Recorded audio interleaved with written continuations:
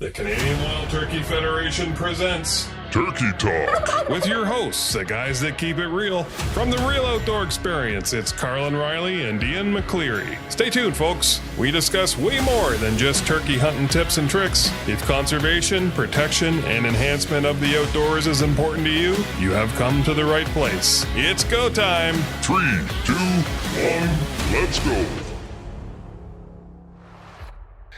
Hi, everybody. It's Carlin and Ian from the Real Outdoor Experience. We are here with the CWTF's Turkey Talk podcast. Thanks for tuning in. Today, we have Anthony Dickson. And Anthony is well known in the hunting world. He is a two-time Canadian deer calling champion, a two-time Canadian turkey calling champion, and the list continues. This guy has been all over the place. He is was part of the Brotherhood, Hitman Canada specialist, and now he runs his own show called Line of Sight TV. Anthony is working diligently through the outdoors industry to bring conservation messages to everybody involved. He's a big supporter of the CWTF. And Anthony, welcome. Thanks you very much. Thanks for having me on. Awesome. Now, I've watched you on a number of shows, Hitman, and you've been on some pretty exciting hunts. And, I really enjoyed the antelope and muley episode that you did a couple years back. But one of my favorites was the Yukon bull. And then you had the grizzly tag as well. And I think you had a caribou tag. And, that's the Yukon is something that I haven't hunted there personally. It's on one of my bucket lists. I have many bucket lists. But what was the highlight of that hunt? Well, I think that one of the biggest highlights was having my son Chris along with me. But just, I was after a grizzly, and I wanted a big bull moose. I've shot quite a few caribou over the years. I guided for caribou up in the Eastern Arctic for a while. And so caribou wasn't really high on my list of priorities. But when I got the opportunity to harvest that big bull moose, I wasn't going to pass that up. So while we were closing the distance to the animal, it's like everybody that has ever done a spot and stalk type of hunt. As you get closer, your heart rate gets more and more and more elevated. So, when I got to that point where I was laying down in a prone position, had my rifle on my pack on a hummock, all ready to go. That to me, that was where, I was at a point where it was all becoming really real to me right there and then. So that I'd say I'd have to put that at the high point. Yeah, I guess so. That was a fantastic hunt. What an amazing opportunity. And that's a great point to sort of call the pinnacle, because as anybody that's ever shot a moose knows, that's pretty much when the fun stops. Yeah. Yeah. As I say, it gets real fast, Yeah. It was a big bull, and it was down every once in a while. It would lay down in the real high tag alders and in the buck brush, and you couldn't see it. And, you'd come up out of a gully and look, and then he was gone, so it was quite an emotional roller coaster. When you look at your hunting career, from where you very first started to sort of now, would that have been kind of a pinnacle as far as your hunting career goes? As a hunt in general, yes, that was, anytime you get to go into the Arctic, or you get to go into the Yukon or Northwest Territories or wherever, your heart lies, sort of thing, as far as a hunting goal. That's got to be a high point for anybody. And it was for me to go there. And as I say, to have my son with me, filming. And that whole thing was just, to me, was just you're riding in on horseback. We rode 7.5 hours into the interior of the Yukon on horseback. And then we hunted there, and that's where I shot the moose.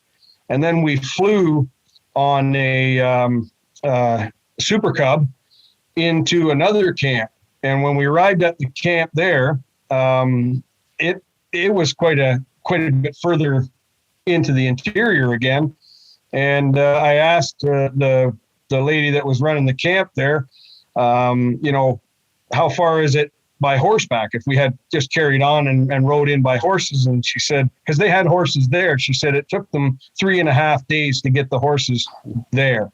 So it's quite a ways in the interior. So anytime you have an opportunity to go that deep into the mountains, I mean, it's a huge thing in anyone's hunting career. I'm not sure of anybody that I know of that wouldn't call that that's a big hunt for me. So let's bring it back to right where it started. Where did you get a passion for hunting? How old were you when you shot your first game? What did that look like? Well, I was very, very fortunate to be born and raised into a hunting family. My family's all originally from Cape Breton. And so that's, hunting was a way of life for them. And so my father, George Dickson, he was one of these people that he was very conservation minded. He was a very big small game hunter.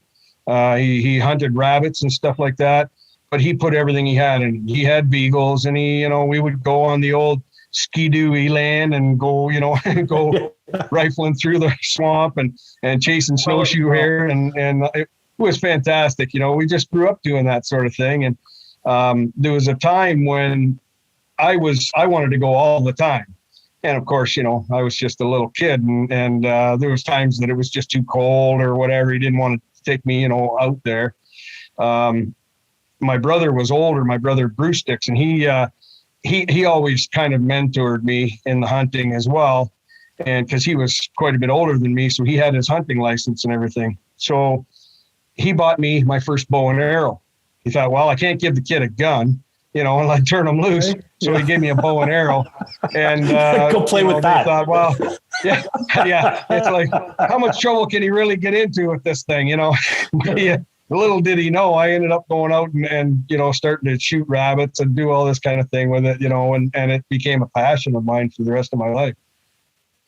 Oh, that's fantastic. So many hunters go from go through that phase where you're introduced to it and you're, all about getting your first kill, whether it's a grouse or a rabbit or a squirrel, whatever it happens to be.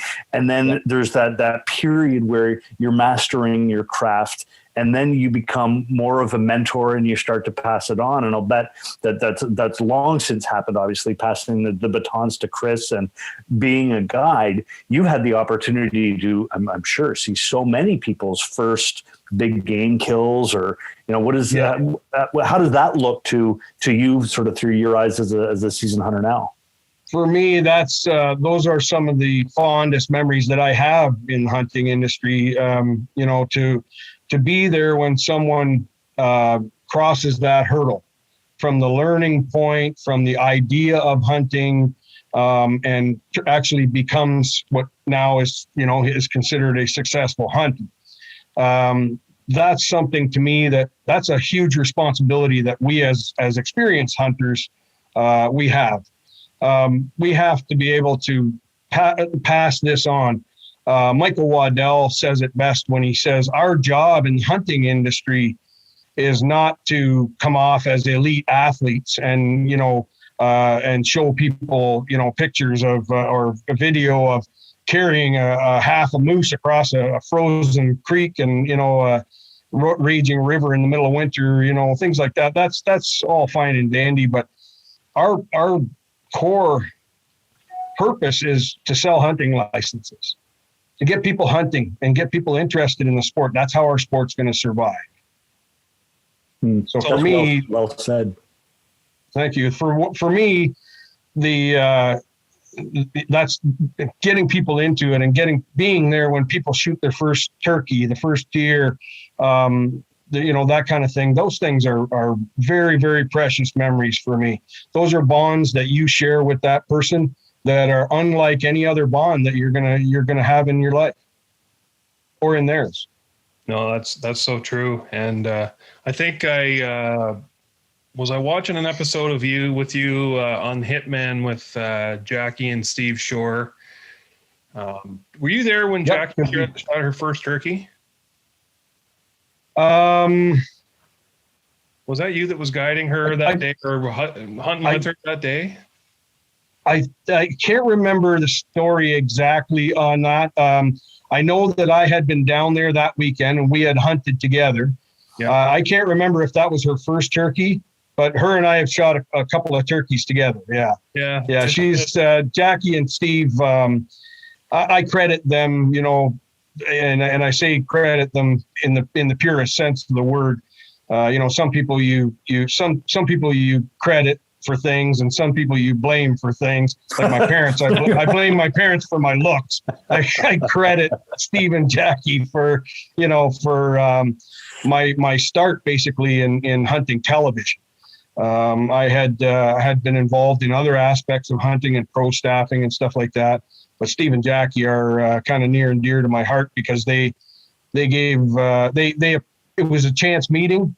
And it blossomed into a friendship that'll last a lifetime. And they were the ones that kind of, you know, this is what you're going to need in a camera. This is how and they exposed me to the television part of it, which of course I'm involved in pretty heavily now.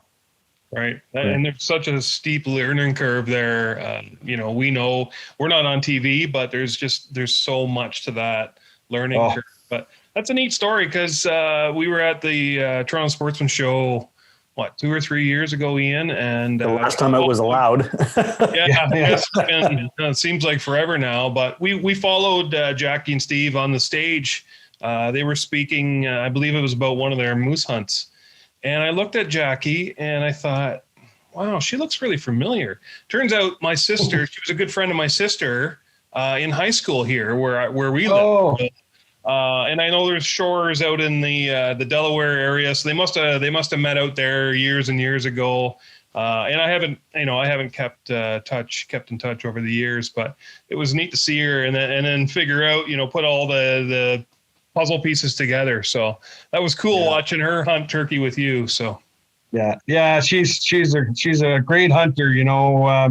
There's a lot of these spokesmodels / hunters out there right now, but she is not that. I'll tell you what, she is also very well said. She is a dyed in the wool hunter, and I would put her skills up against any other girl in the industry. Well, you could tell every time I watched a number of videos, and every time Steve mentioned moose hunting, Jackie's eyes kind of lit up a little bit. So you can tell she loves it. Yeah. She loves it. That's awesome. Yeah. Now, I guess we should probably hook back into the CWTF and Turkey Terry. Yeah. Conversation. Earlier, it was probably a week ago or whatever. Anthony, you were discussing being part of the early introduction or early reintroduction of birds in Canada, more specifically in Ontario. Yeah, when I say I was a part of it, I'll kind of go back to when I got started with calling and stuff like that. I knew a gentleman from the U.S. He was a world champion turkey caller, Dean Stratton. He owned Stratton Outdoor Products. He was a very high level turkey caller in the U.S. and had a company where he manufactured turkey calls, and he also had a research center where he had captive deer, and he would get the deer, the urine and scents and pheromones and stuff from the deer. So I kind of it was funny how it happened because my brother once again gave me a hunting video. And we're talking like a beta cassette that you shove into a great big machine, right? Yeah, exactly. Yeah. And I wore that thing right out. I mean, I watched that so many times that it wasn't even legible anymore. And one of the characters was Dean Stratton. And so I was at Anderson's Archery Clinic in Grand Ledge, Michigan, and we're talking in the mid to late 80s. And Dean Stratton was there. And we were walking down the aisle, and I said to my brother, "Hey, there's that guy from that video." So I got talking to him about it, and here he was. He was such a personable guy. He said, "Well, I mean, if you want to learn how to turkey call," he says, "I can teach you." And he said, "We'll put you on the pro staff for the company." So he said, all you got to do is start, because they were just like that. Yeah, just like, yeah. Well, we kind of hit it off, and I picked his brain for the better part of a day. He was probably just trying to get rid of me in front of his booth, but it turned out to be a long-lasting friendship, and he knew that in Ontario, and we knew that sooner or later, turkeys were going to be, turkey hunting was going to be a thing here. The NWTF and the Ontario Federation of Anglers and Hunters, in conjunction with the Ministry of Natural Resources, was starting in its infancy the reintroduction. So I started to kind of, read up on it and find out as much as I could about it. And so when they started, I'm very fortunate in that I live very close to Turkey Point Provincial Park, and Turkey Point Provincial Park and Bacchus Mills Provincial Park were the two original sites where they started the reintroduction. Those were the first birds released. And so when they were purchased and traded to places like Maine and those kind of places that provided us with birds in exchange for moose. And incidentally, when I was told that by one of the biologists, Dave Ankney, that was involved, he said, we're trading for moose. And I said, not 1-to-1, I hope. Yeah. He said, no. The Canadian exchange calm rate. down. Yeah. Take it easy. So no.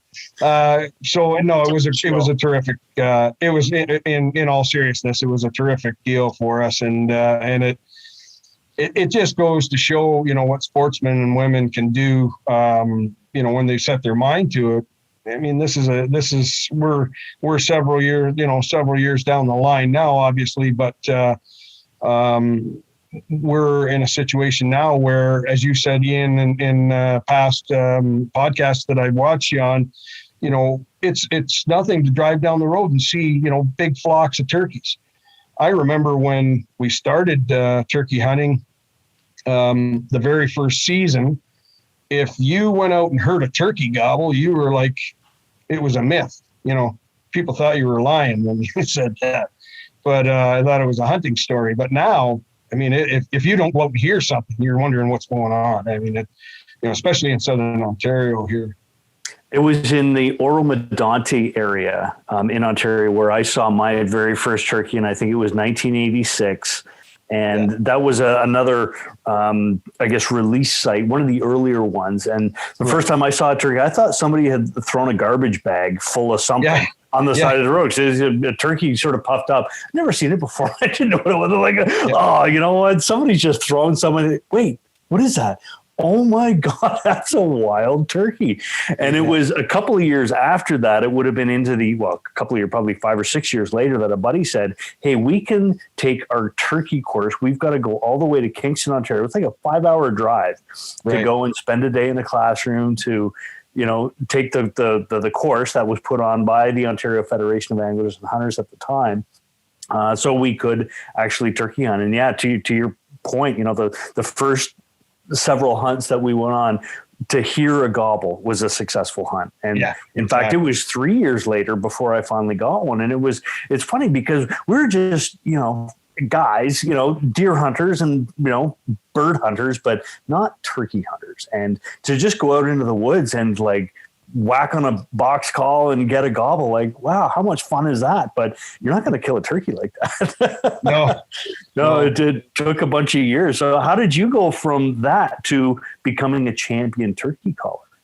Well, again, I was luckily exposed to people who really knew the industry and knew about turkey calling because they were from the U.S. And my first turkey I killed in eastern Pennsylvania.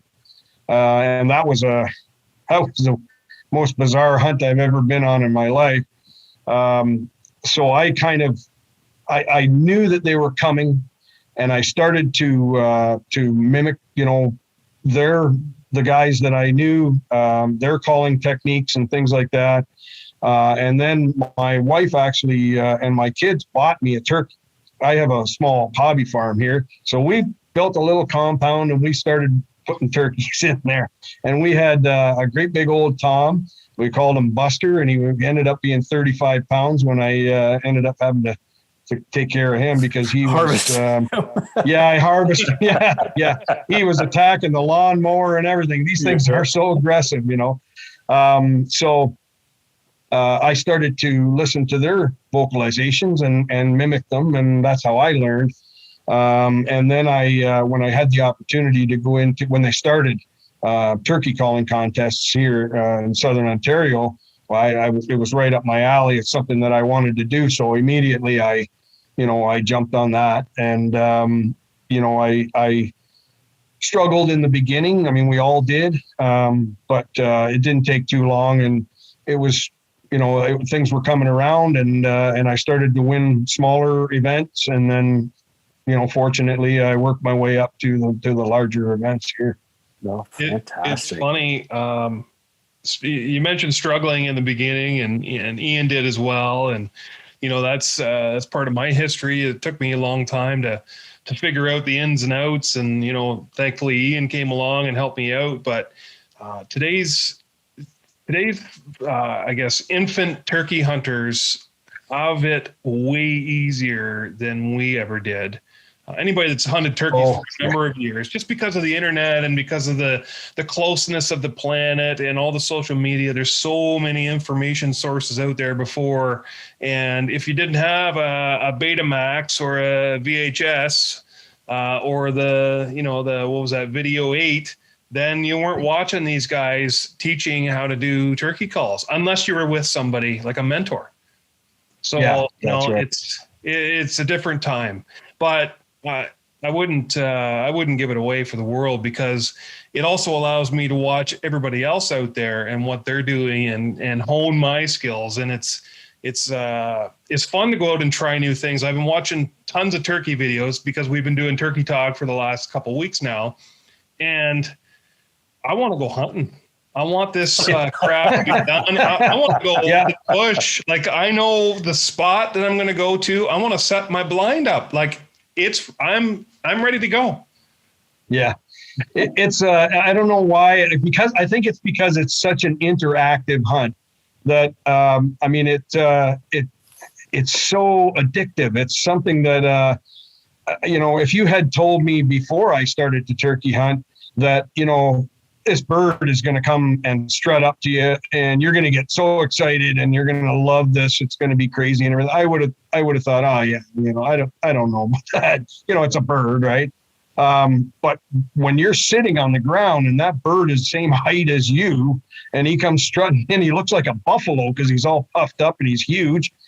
I mean, there's something about that. And the fact that, you're in your latter stages of turkey hunting. Well, I don't mean latter stage. I don't mean your latter stages. I mean in the latter stages of turkey hunting. When you've got some experience is what I mean. Okay. And you're actually conversing with that bird and what the reaction is from that bird and what you can expect by certain calls. That to me is that's as good as it gets. The only thing that I've ever done that is similar to it is elk hunting. Elk hunting and turkey hunting are very, very similar because in turkey hunting, of course, you have a Tom Gobbler and you have Jakes running around trying to, take part of his harem away from him, and he's defending them and he gobbles and everything like that. Well, it's the same with elk hunting because an elk will bugle. And he's got satellite bulls all the time trying to take his harem away from him. And the social structure within the herd or flock are very, very similar. So that's the only thing that I've ever found that was as exciting. And I like calling anything. I like to call deer or coyotes or whatever. But turkey calling and turkey hunting to me there's just nothing like it. It changes the dynamic of it for sure. I've heard that elk hunting is like hunting an 800-pound turkey. I cannot wait to do that. That's on one of my bucket lists. And it's funny just talking about the reintroduction, from groups like CWTF and OFA. And takes me back to those first turkey hunts where you get that gobble and then, they're coming in, but you screw it up, you get caught moving. It was literally my third season and probably late in the third season before I finally connected on my first day. Well, it was a Jake as it turned out, but I could not be happier. And it was about 11 o'clock in the morning and I'd been sitting there since sunrise, 6 hours in. And then finally that happened. The next season, I was a little bit more fortunate. It happened a little bit quicker, but it wasn't until the third season, or I guess it would have been my sixth season at that point, because I went 3 without getting a bird. I went down to New York and I met a guy. He'd read an article that I'd written for a magazine and contacted me and said, why don't you come down to New York and try turkey hunting and just do the way that we do it. And a tom, like a big mature 23-pound tom, flew down off the roof into the decoys, and I got to get it. And I was like, oh my gosh, this is turkey. Wow. And it was so different than what we'd grown up with. What was your first turkey hunt like? My first turkey hunt was really nothing momentous. I went to a local bush near here. And again, I'd been, trying to learn the calls and master all the techniques and that sort of thing. Following people, like Dick Kirby from Quaker Boy and all that. And so I thought, I'm going to just really play it cool, because I really was afraid that, and this is a condition that I find a lot of young hunters, new hunters with turkeys get into. I was afraid that I would say the wrong thing, or that I would, make the wrong sound and scare them away. So I was quite tentative with my calling. And about 8:30 or 9 o'clock on the opening morning of the first turkey hunt here, I called in a Jake. And I think that this Jake was just, I think that he was just like, there's another tom down, or there's a hen down here and she's injured or something. or she's really sick. She's really ill. To give her first aid. Yeah. She needs first aid. That's right. You're really hungry coyotes. Yeah, that's right.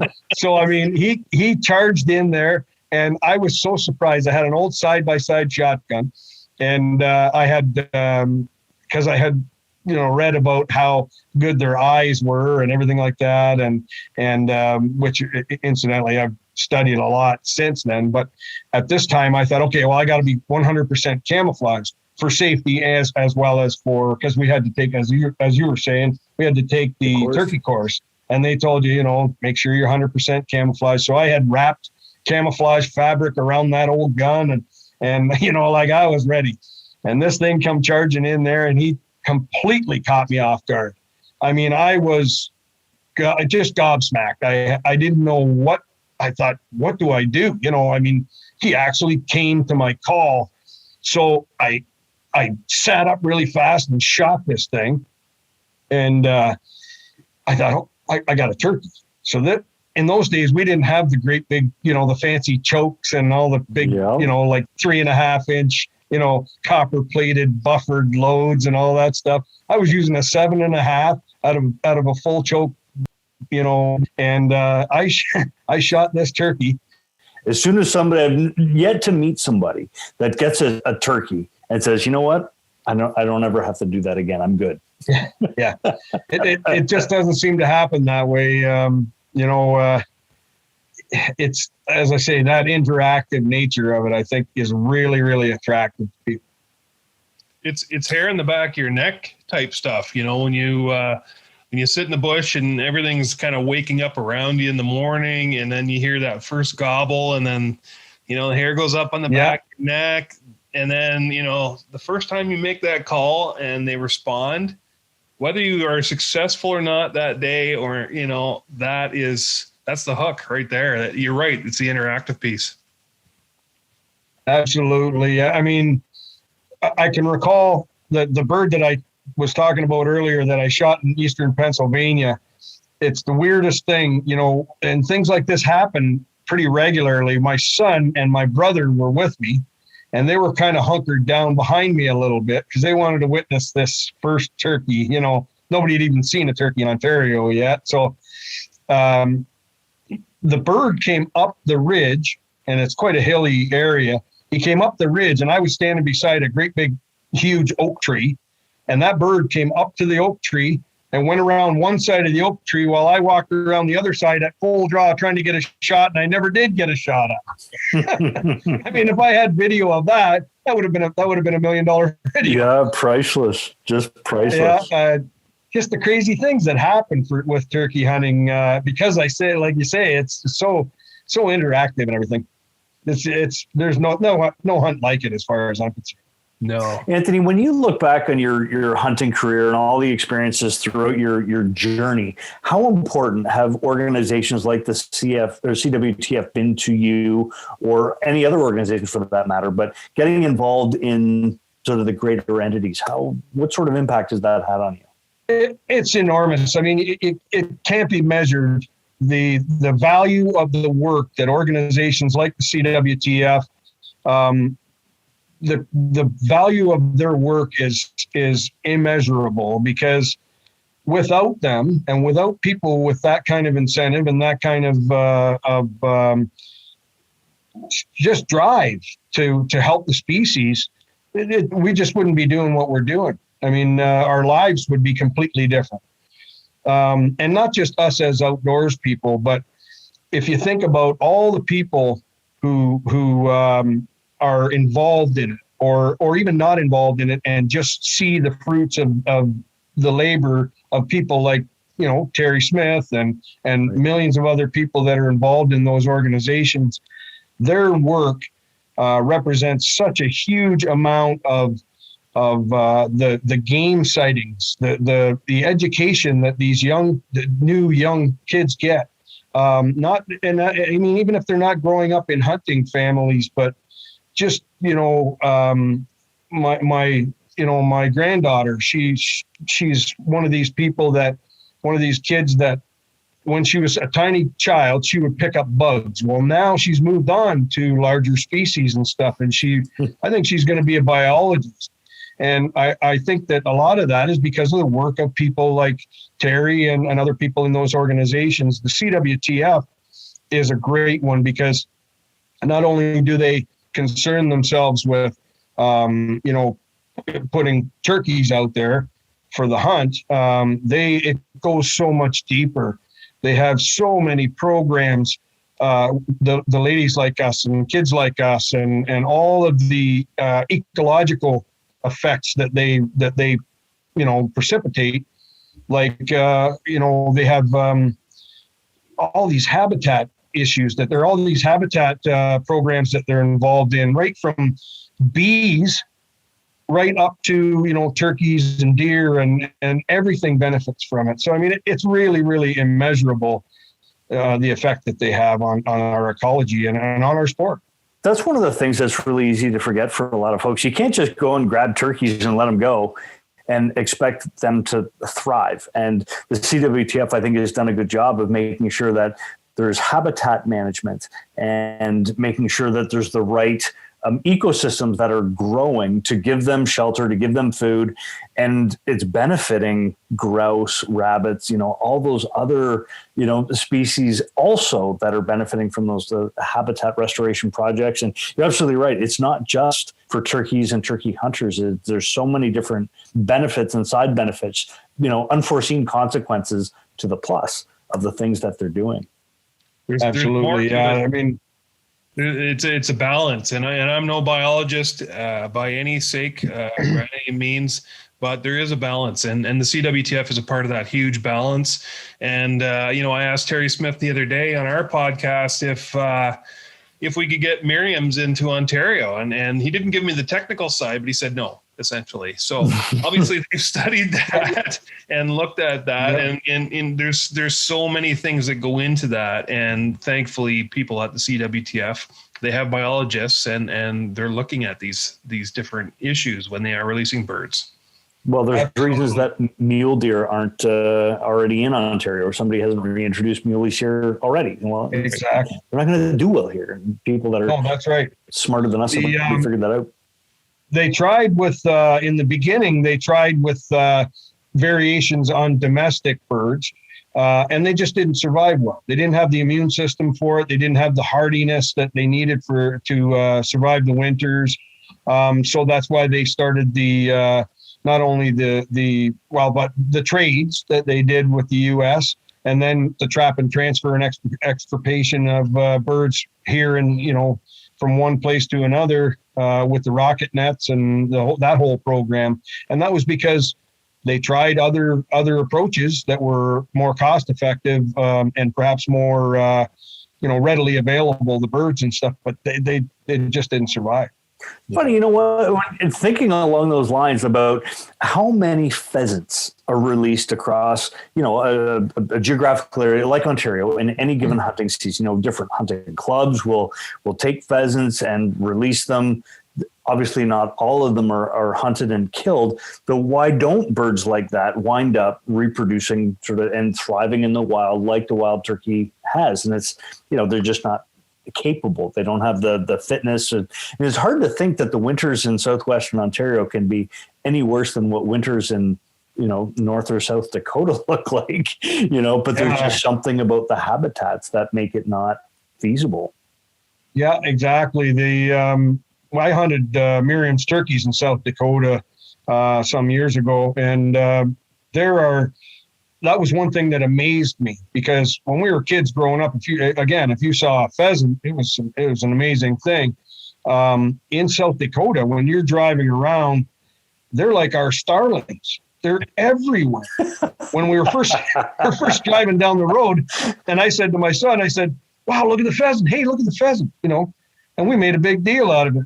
By the time we got to where we were going, it's like, another pheasant. They were everywhere, and beautiful big pheasants. But like you said, that's their environment, and that they can live on the little bits of sage and things like that they're running into there. I don't understand completely either why not Southern Ontario, because as far as predation, South Dakota has lots of predators. There's lots of coyotes and stuff out there, and that shouldn't, they've got predators that we don't have here in Southern Ontario. But you're right, they just don't seem to do as well here. Well, it's the same with the rough grouse. I love hunting grouse up north, but I so wish there was a lot more grouse down here. I remember them as kids. We had way more grouse, but you see the odd one every once in a while, but not like you do north of the French River. So do you see it, or do you just hear it go? Is it? Yeah, exactly. It's a lot easier down here. Sorry, go ahead, Ian. Something that strikes me too about the grouse is that quite often you'll be sitting in the springtime on a turkey roost, like waiting for the turkeys to fly down. And you'll hear that drumming, and you think, well, that's a grouse. There's a grouse. But you rarely see them. Yeah. At least around my area, anyway. I see more grouse when I'm deer hunting, sitting in a deer stand, than I do actively hunting grouse. And it makes me wonder, when I grouse hunt, why don't I just go and sit in my turkey stand? But it never really winds up being like that. Yeah. That's like squirrel hunting. I always say the best way to kill a squirrel is to climb a tree and act like a nut, because when you're deer hunting, they're all over the place, driving you crazy. That's the same for me when I'm deer hunting. I see more turkeys than I do deer most times. Yeah. I almost step on the things. Yeah. They file by you. I've always been an ardent turkey hunter, obviously in the spring. I've never buy the fall tag. And I think it's because I never buy the fall tag that I see tons of turkeys in the fall. They file right past my, one by one, right past my stand on several occasions. And I just sit there and watch them, I've got plenty of footage of turkeys walking past my deer stand. Every year I think I got to buy a fall deer or a turkey tag, and I never do. You know what though? To me, the magic of frankly, killing a turkey, I'm struggling a little bit with my own terminology when I call it harvesting a turkey, and I'm starting to come to terms with my own, admissions. I'm killing that animal, but I do a good job of, processing it, cleaning it, sort of doing, it justice, but I am killing that turkey. And before killing a turkey, the calling and the interaction and having it come in is such a big part of that process. Like if I was that hungry to eat a turkey, to shoot when I was just walking by my deer stand, I can just buy one at a grocery store. To me, that's not turkey hunting. That's turkey killing at in a very different manner. So exactly. That to me is just a hunt of opportunity. Right. It's not like choosing a game species and pursuing it. To me, a huge part of hunting in any species is learning about its physiology and how it's I've always been, whenever I do public speaking engagements and things like that, I talk about, especially on turkey hunting, but on any species, I talk about how the animal's physiology affects how it perceives its environment and therefore how it reacts to stimulus in its environment. And that's how I've kind of always led my hunts. So with a turkey, physiology wise, their eye is so large in comparison to their brain that we realize that now that there's a lot of stimulus that floods into the brain from the eye. They have a different balance of rods and cones in their eyes than we do. So they see numerous hues of reds and gray and blue that we don't see. We can't perceive. We see a few, they see like 50. So that's something that always, as a hunter, has always intrigued me. And I think it's, in the long run, it's made me a better hunter, just because studying that physiology has allowed me, like I say, to kind of derive what that turkey is seeing and hearing, and how he perceives those threats and that stimulus in his environment. So that's something that I've always kind of, stressed. No, it's such good points. So with the Real Outdoor Experience, our mission really is to help more of the novice hunter and the people that are, don't necessarily have the mentors or the, fathers, uncles, or mothers, whoever, it's any sort of a third party that can introduce them to the sports and guide them and help them to be better. So what would your advice be to somebody who is just starting to become a turkey hunter? Where would you tell them to start? As you kind of alluded to earlier, Ian, there's a lot of resources out there now that weren't out there when I started the turkey hunt. As I say, we'd get the old beta cassettes and wear them out. But now they have the internet. There's so much. We'd go to the library and borrow books and learn as much as you could about turkeys. And I would say to go to your local organizations like the Canadian Wild Turkey Federation is a perfect example. In fact, one of the best examples I can think of. You go to those organizations, you pay a small fee to join, and the benefits are absolutely astronomical. You're getting the benefit of the knowledge of the other people that are involved in that organization. And any organization like that I've ever been a part of has always been a fulfilling experience. And one of the biggest things for me is it strikes me that everyone is willing to help you. Everybody is willing to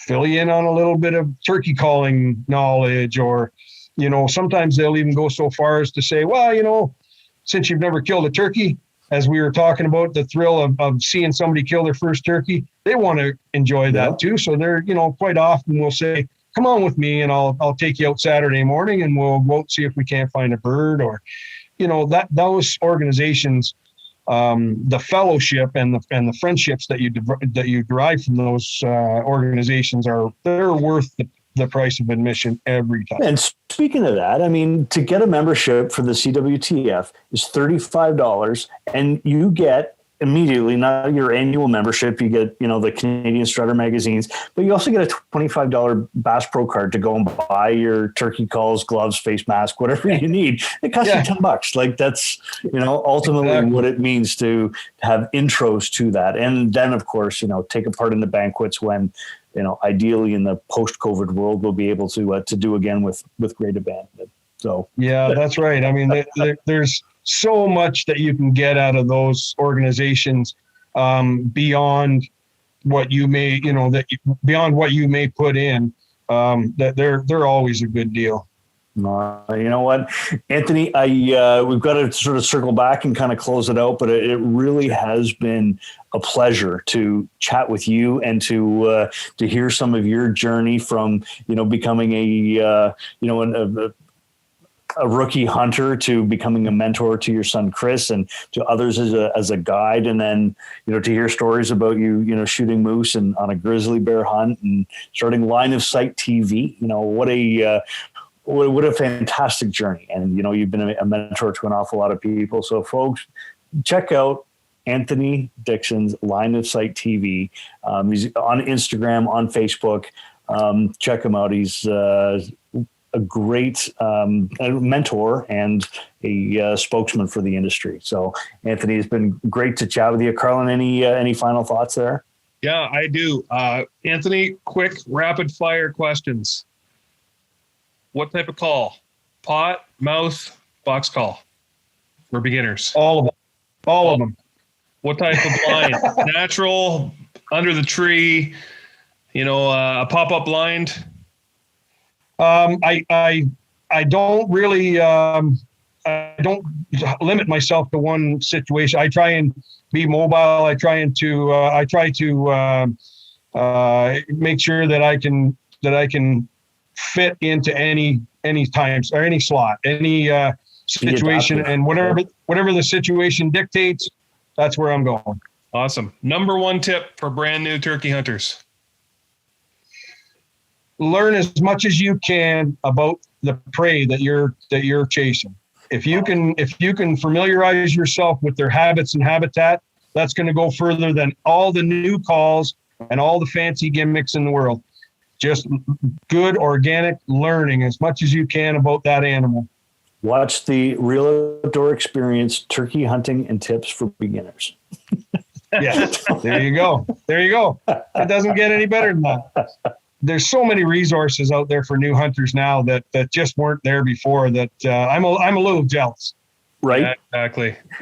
Going back, and it's so funny that you talk about Dick and Chris Kirby and Will Primos and even Mark Drury when they were starting out the mad turkey calls. Like those are the videos that we'd watch, and Turkey and Turkey Hunting magazines from Peterson's when it first came out. Like those are the things I couldn't wait to get out and buy those magazines. And those are the things that kids today just don't know. No, I'd go and, buy them from the corner store, get them off the magazine rack, and I'd get 2 or 3 magazines a week and read through those and, watch the videos. And, I was with Quaker Boy for 10 years on their pro staff, and they're a great bunch of people too. I mean, Dick was an icon. I have some of his calls. I've got several of his calls that he hand drew his little strutting turkey on it and said, Merry Christmas, Anthony. Thanks for your help and stuff like that. Those are cherished things for me. That's awesome. Well, folks, Anthony Dickson, Line of Sight TV. Where can we find you, Anthony? We are on Wild TV. We will be airing there for, I think we have 6 more new episodes, and then we'll be getting ready for quarter 4. We'll be into quarter 4 pretty soon. Awesome. Well, thanks so much, Anthony Dickson, proud supporter of the CWTF, host on Line of Sight TV, from the guys from the Real Outdoor Experience and the CWTF. Thanks for tuning in, everybody. Ian, last word. Just Anthony, thank you so much for your time and what you do for future sportsmen in Canada. We appreciate it greatly. It's a big pleasure for me. Thanks. Thanks very much, guys. Okay, you know what? Thanks, everybody. And as always, keep it real. Take care for now, folks. Thanks for staying with us. You have been listening to the Canadian Wild Turkey Federation's Turkey Talk podcast with your hosts, Carl and Ian from the Real Outdoor Experience. Tune in next time as we have an amazing lineup of both guests and subjects that span across the outdoors. Don't forget, get your kids outdoors, and always keep it real.